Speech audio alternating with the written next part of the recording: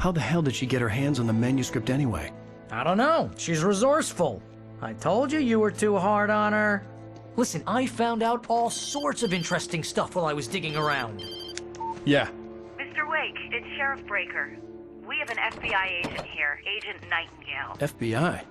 He's anxious to see you. You'd better come to the station. Okay, I'll be right over, Sheriff. Let's make this quick, huh? Help you folks? Name's Randolph. I'm the manager. We're looking for Rose. Works as a waitress down at the diner. Rose, sure. Nice girl. Who wants to know? I'm Alan Wake. The writer, huh? I heard on the radio you were visiting. Well, I'll show you her trailer. That Rose, she's a nice girl. Always pays her rent on time. As I was saying, Al, I found all sorts of weird stuff from the local newspaper's archives. This place is crazy. Disappearances, mysterious deaths, urban legends come true, and get this, most of this stuff takes place around Cauldron Lake. Well, you ain't wrong, mister. The Indians thought the lake was a doorway to the underworld. I'm the God-fearing type myself. I don't hold with that sort of thing. Yeah, okay. Anyway, there was an island there owned by a guy called Thomas Zane. Now, some of the articles I found about him make him out to be a famous writer, but I ran a bunch of searches, couldn't find a single thing he wrote. Zane was heavily into diving, so much so that the place came to be called Diver's Isle. But the volcano under the lake erupted in 1970, and Zane went down with the island.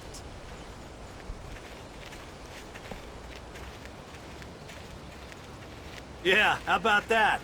It was there in the morning, as if it had fallen from the sky. But it would take a tornado to lift something like that. We're damn lucky it didn't crush any of the trailers.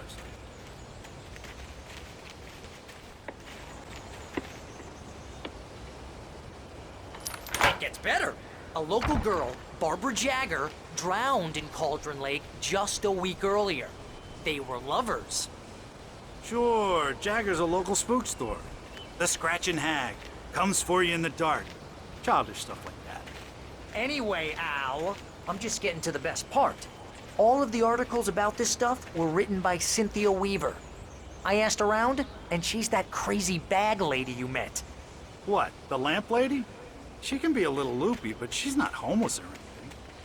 Yeah, anyway, she knew both Jagger and Zane before they both died, and she had some kind of a breakdown.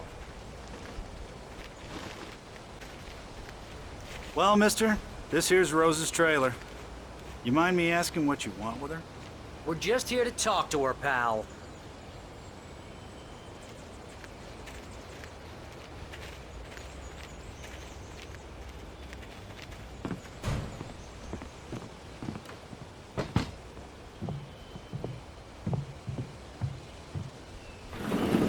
Welcome to...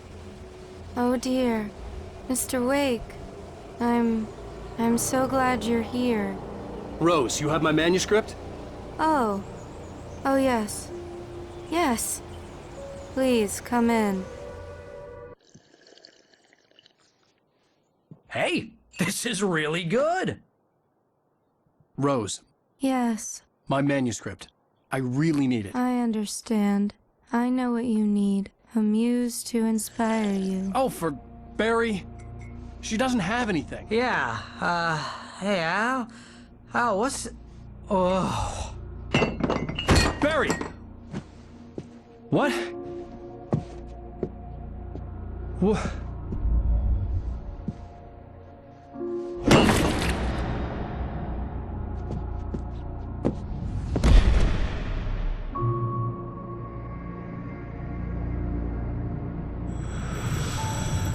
It's coming for you, hiding in my barber's skin. I'm too weak to stop it. You must turn the lights on. I promised I'd come visit you and your lovely wife. You must finish what you started. I insist. You must turn the lights on. Turn the light on. Back to work, boy.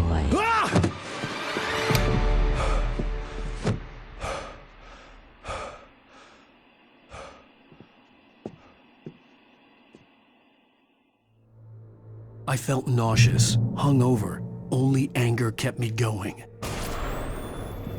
I can't tell reality from dream anymore, but it seems I have an imaginary editor to help me. She's an old woman in a funeral dress. I call her Barbara Jagger. She's very strict. I'm writing faster and faster. My manuscript is being heavily revised. The edits are getting very aggressive, and each day there's less of me and more of her. I hate it, but I know she's right. She promises me I can save Alice this way. She knows more of this than I do. About the complex incantation I'm attempting. About this place. She's worked with another writer under similar circumstances, Thomas Zane. The genre of the story seems to be shifting. It's turning into a horror story. I'm getting close. I can feel it.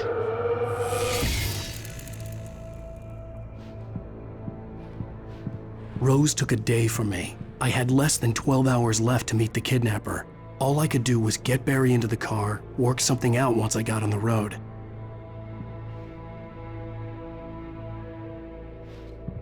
Barry was out of it. He was way too heavy to carry. You're right. I deserve more money. I'm so handsome. Welcome to the Oh Dear Diner. What can I get you today? Coffee? I couldn't work up much hate for Rose. Something had used her to get to me and left its mark. First refill is free. Milk and sugar on the counter there. Would you like to hear today's specials? Thank you. A nice day. Come back soon.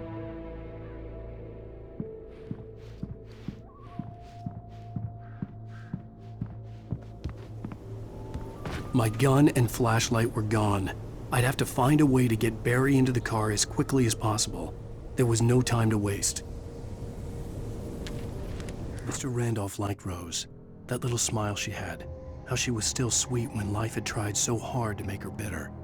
It wasn't any of his business what she did in her trailer. But those strangers, the writer and his smart-ass sidekick, looked like trouble. And they'd been in there for hours, way past her normal bedtime. He reached for the phone and called the sheriff's station.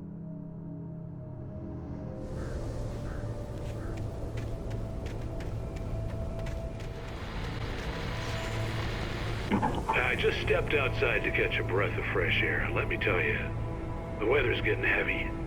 Nights like this make me especially glad I'm here talking to you and not home in bed. Once the weather takes a turn like this, I can't sleep at all. It's all tangled bed sheets and dark thoughts, punctuated by the occasional plunge into nightmare. Is it just me? Well, perhaps it is. But I hope I can make the night a little bit easier to get through. Caller, you're on KBF FM. Hey, hi, it's Walt Snyder. What's on your mind, Walt?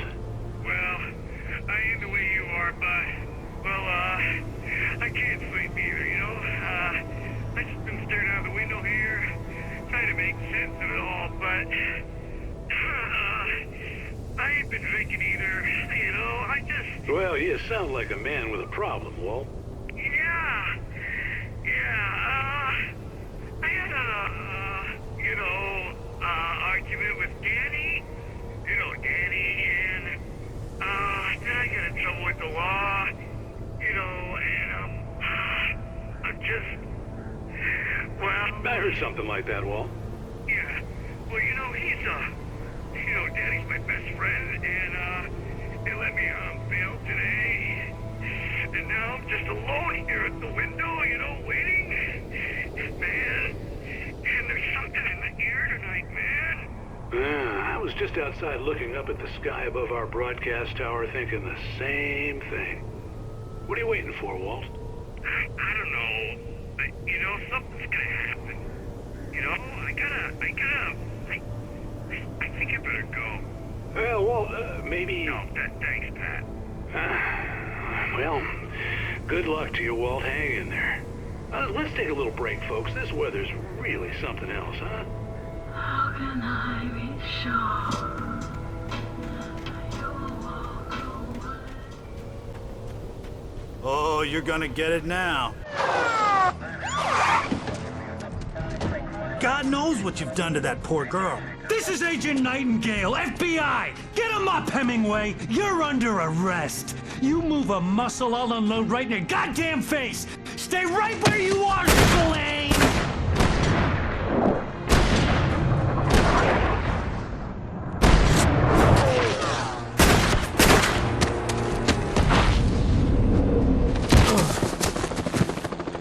What are you? I'm standing right here, you goddamn maniac!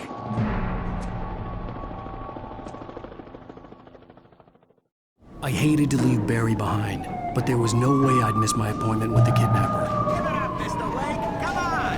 Take it easy on it!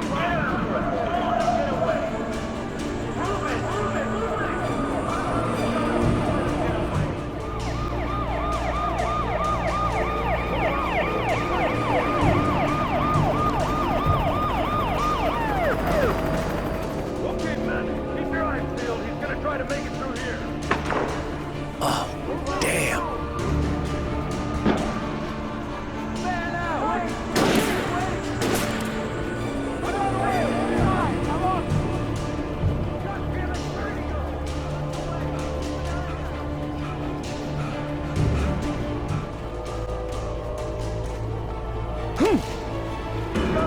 Come on, guys. We need to head him off. For decades, the darkness that wore Barbara Jagger's skin slept fitfully in the dark place that was its home and prison. It was hungry and in pain. It dreamed of its nights of glory when the poet's writing had called it from the depths and given it a brief, terrible taste of power and freedom. The rock stars had stirred it from the deep sleep the poet had sunk it back to in the end. When it sensed the writer on the ferry, it opened its eyes.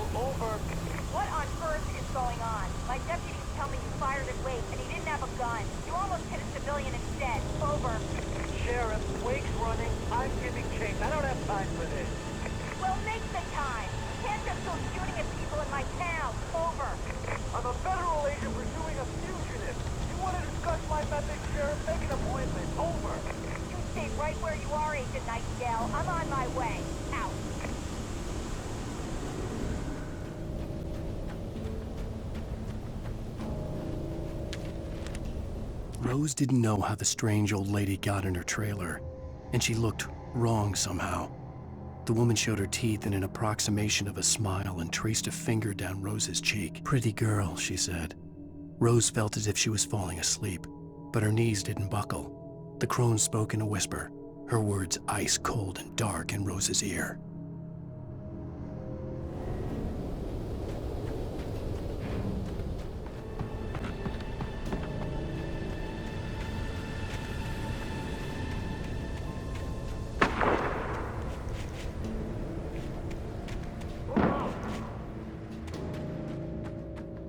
Search the area.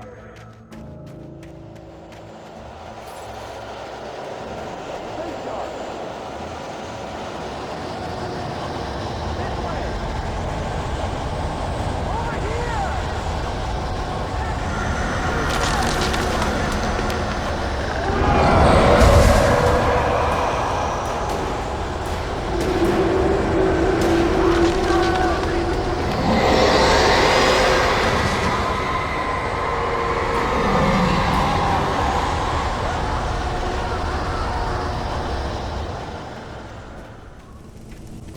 This horror was everywhere I went, circling me. The cops didn't stand a chance. They were after a writer, not a monster. Sheriff Breakers, this is Agent Nightingale. I've lost contact with Wilson men you assigned to me. It's Wake's doing. Wait, are you seriously telling me that geek writer just took out my deputies? Are you kidding? I mean, have you seen this guy? He wears a tweed jacket. Over. He's the guy we're chasing. If it's not him, who then? Bigfoot? Over. I don't know yet, but I'm not in the habit of jumping to conclusions. That tends to come back and bite you in the ass. Out.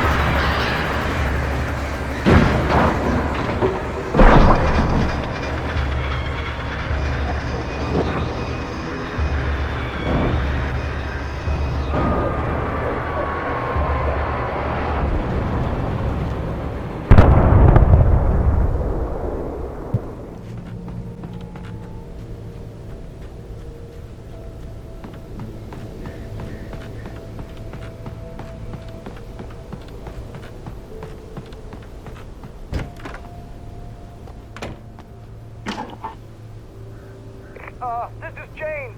Mulligan, Thornton, come in. Over. Thornton here.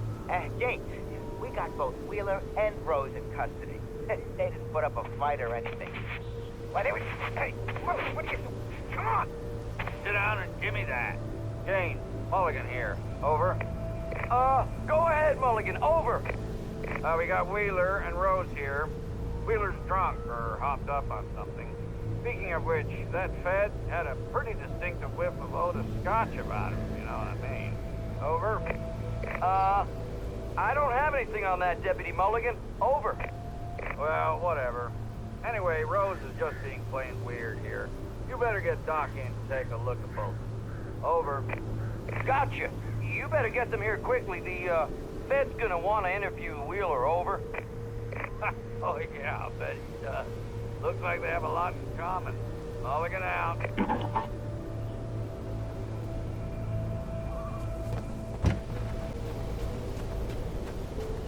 I imagined that the broadcast tower in the distance was part of the local radio station. Maine seemed like a decent guy. Perhaps he could give me directions to the coal mine.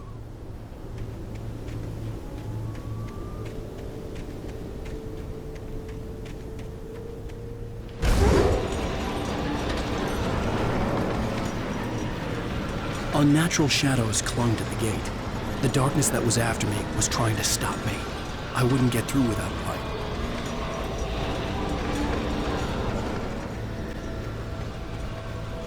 There was no power to the searchlight.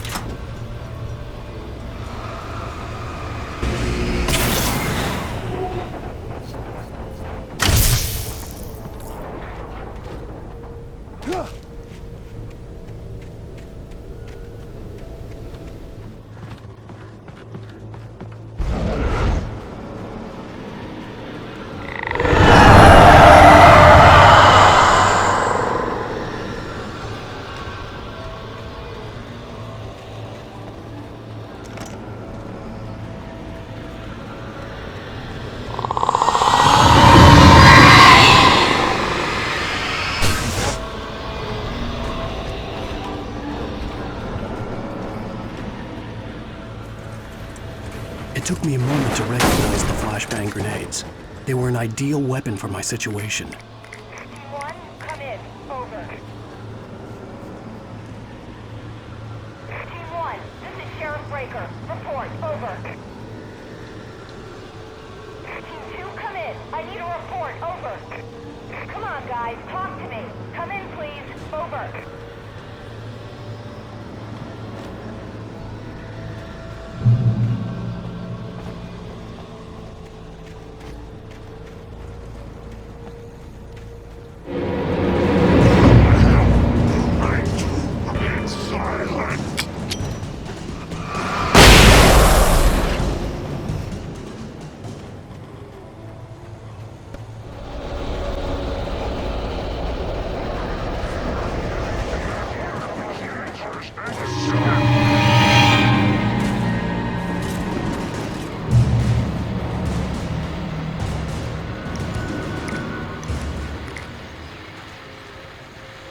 And here's another call.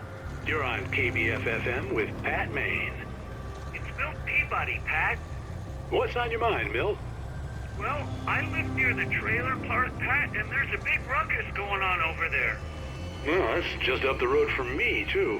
What's going on, do you know? I don't know, but there's a bunch of police cars there, lots of sirens, a helicopter buzzing around, and I think I heard some gunshots. Gunshots? Yes, sir, like from a pistol. So can you find out what's going on? Because it's just next door and they're popping off guns there. They're still shooting? No, it was maybe 10, 15 minutes ago. It sounds serious, Pat. I'm telling you, it don't sound like no party. Well, I'm certainly going to give the station a call, Milt. Okay. You'll hear it here as soon as I hear from them. Okay, thanks.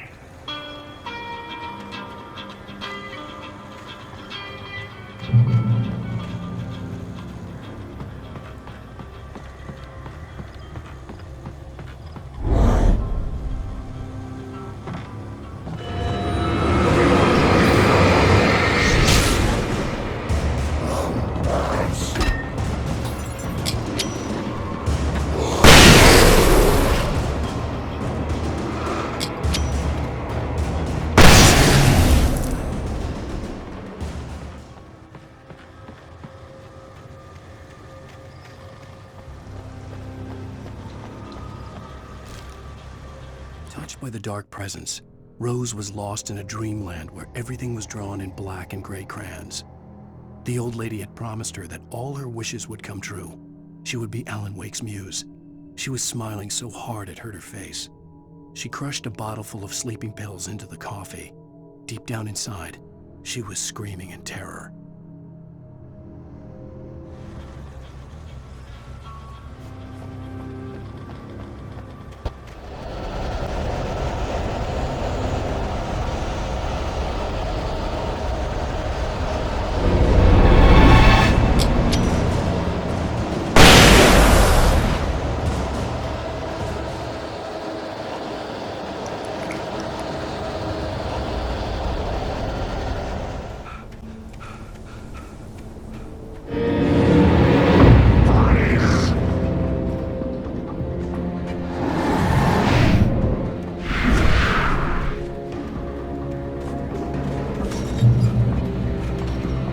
I hoped Maine could lend me a car to get to the coal mine. Oh, why, hello, Lorna. What do you have for us? Well, I just don't see why the cops found us in the trailer park. What do you mean? It's a trailer park. Of course you're going to have trouble in a place like that. I mean, what do you expect? The sheriff should be helping us normal citizens instead of wasting resources on those people. Well... Let the trash sort themselves out. I'm sorry, but my granddaddy settled in Bright Falls in 1911. Well, thank you very much for that compassionate viewpoint, Lorna. Oh, here's a little surprise. The famous writer Alan Wake just walked in. Folks, I'm going to see if I can talk him into an interview. Come on in, Mr. Wake. Oh, I'm so glad you could find the time to do this, Mr. Wake. Nowhere to run now, Dan Brown. You back away from me. Don't hurt. Whoa. Everyone calm down. Put the gun down. We're all friends here, right? Cool your jets, Nightingale. We got him. Judas Priest! What the hell's the matter with you? There's a civilian in there.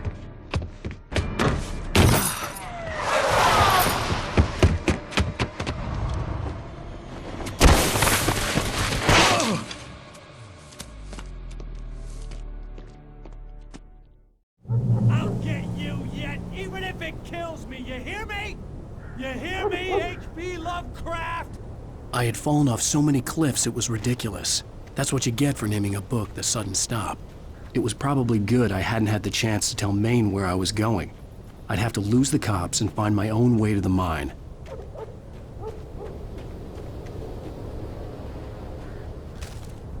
Nightingale stared through the broken studio window into the dark woods. He turned around, started to walk out, but Maine grabbed his arm. "Young man, you almost shot me. You don't shoot off rounds at people like that. What's the matter with you?" Nightingale shook his arm free, marched out. His cheeks burned with rage and humiliation.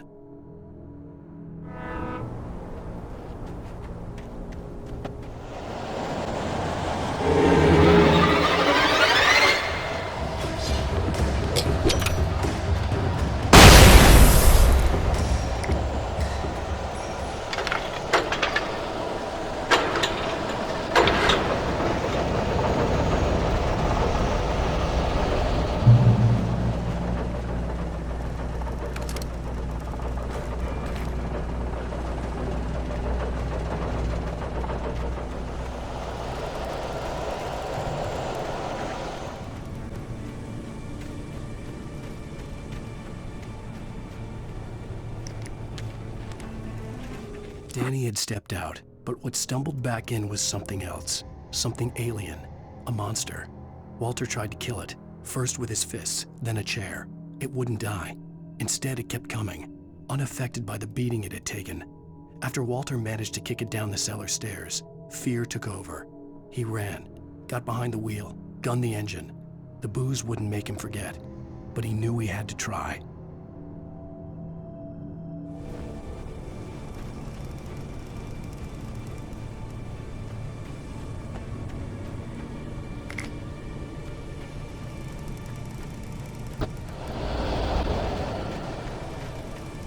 There was no sensible reason for the power company work lights to be here. It was almost as if they'd been left for someone like me to use.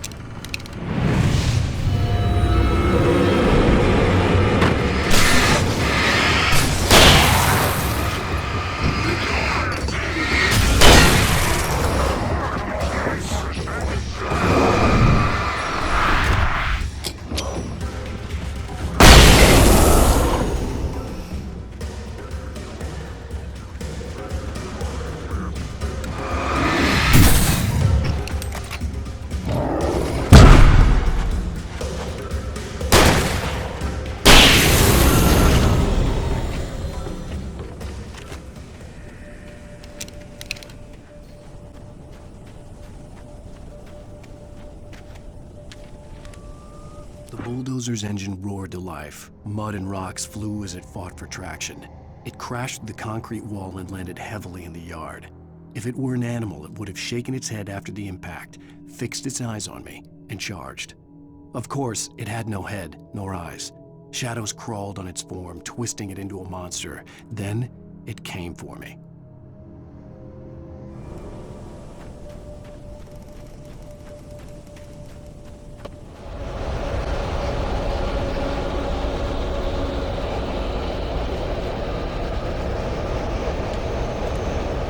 Trusted her gut, and her gut said Agent Nightingale was an asshole. He felt wrong, and it wasn't just the smell of stale booze. It was in the way he flashed his badge, pulled rank, the look in his eyes when he wanted answers. Where was Alan Wake? What was this about an accident? Where was his wife? And most importantly, why did she let Wake go? He wouldn't answer her questions. Federal business was all he'd say.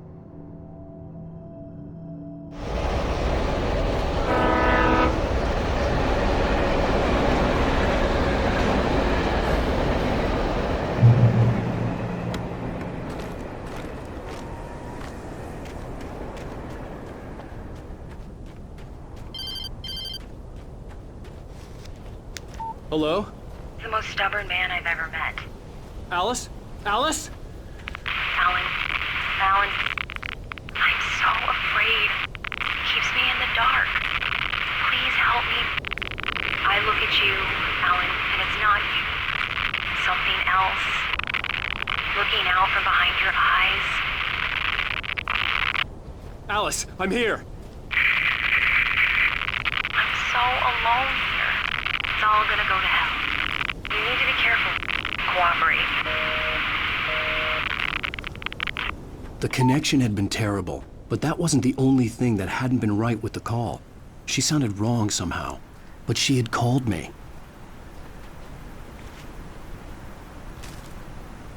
The pipe wrenched itself loose from the bridge's steel framework. Wrapped in darkness, it floated in midair, twitching. For a moment, I didn't understand what I was looking at. The heavy object lurched at me with impossible force. I threw myself out of the way, but just barely. When I turned my flashlight on it, it shook in a dark rage before it flew at me again.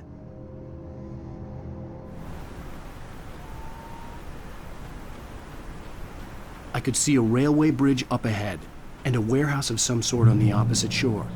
I hoped I could find a car from there.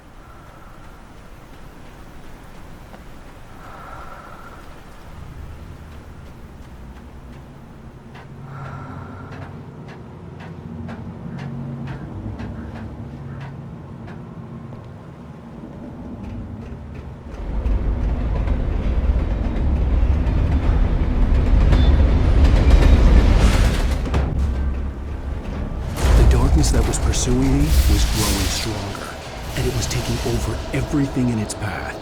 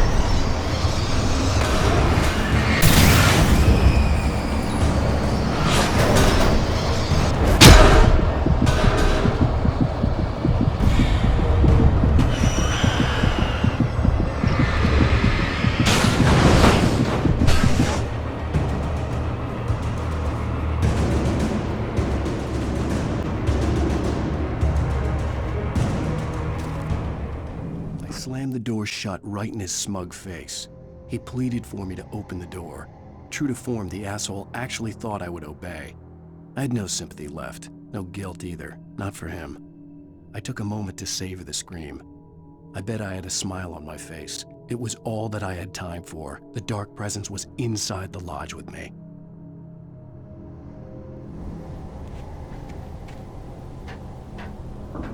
As a teenager, just starting to get interested in writing, Stephen King had been a source of inspiration to me.